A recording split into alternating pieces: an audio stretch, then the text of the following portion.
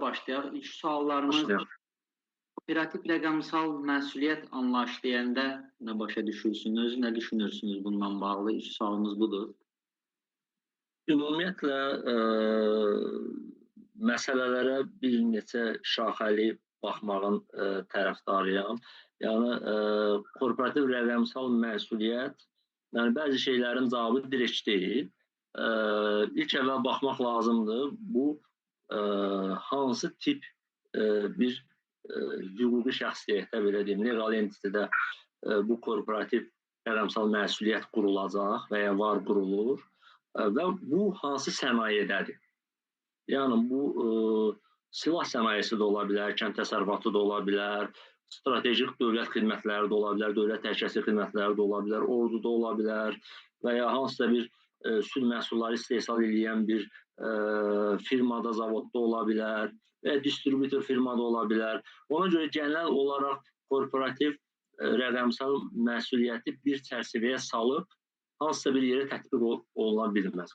Bununla bağlı bəlli bir texnologiyalar var, bununla bağlı bəlli bir alətlər var, bəlli bir proqram təminatları var, standartlar var, ondan sonra yanaşmalar var və bunu bilmək lazımdır və bunun uzmanları, rəqəmsal transformasiya üzrə olan uzmanlar deyək ki, bunu həmin sənayeyə tətbiq eləməlidir. Yəni, bir süd məhsulları zavodunun təhlükəsizlik sistemi ilə silah istehsalı zavodunun təhlükəsizlik sistemi eyni olmayacaq. Silah istehsalı zavodunda yəqin ki, olan gigiyenik tələblər çox da yüksək olmayacaq, hansı ki, süd məhsulları zavodunda olan gigiyenik tələblər kimi. Amma silah istehsalı zavodunda olan təhlükəsizlik tədbirləri də süd məhsulları zavodunda olan təhlükəsizlik tədbirlərindən tam fərqli olacaq.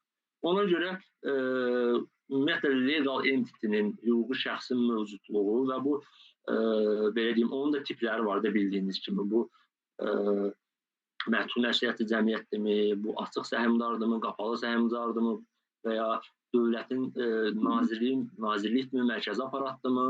Ona görə ilk əvvəl müəyyən eləmək lazımdır haradır, ona uyğun bir siyasət ortaya qoymaq lazımdır, ona uyğun bir altyapı qurmaq lazımdır. Təbii ki, günümüzdə bu qədər artan rəqəmsallaşmalar, günümüzdə bu qədər artan süni intellekt, yəni hesablaya bilmirlər ki, həyatımıza nə qədər girib, bundan sonra nə qədər girəcək, həyatımızın hansı hissəsi nə qədər təsir edəcək. Bunu artıq belə proqnozlar belə çox fərqli gəlir gedir. Ona görə korporativ rəqəmsal məsuliyyət olmalıdır. Biz bunu bilməliyik. Yəni, həyatımızın artıq hər bir sahəsində bu qaçınılmazdır.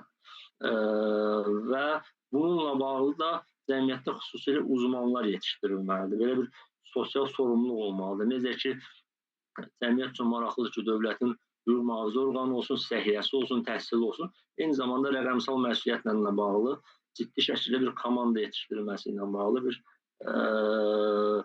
tədbirlər görülməlidir ki, görülür ki də Cənab Prezident son zamanlar aldığı qərarlardan, yəni bəlli deyər ki, siz də takib edirsiniz.